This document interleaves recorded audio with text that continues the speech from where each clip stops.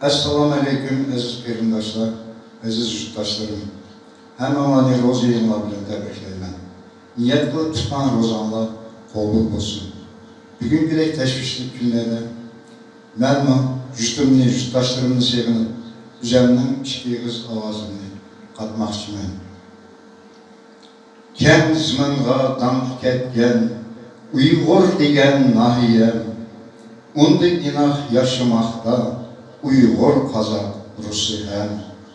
Təbədiki her insan Jutuni qədir tutar, Menin üçün bir baha Dolatan qutluq diyar.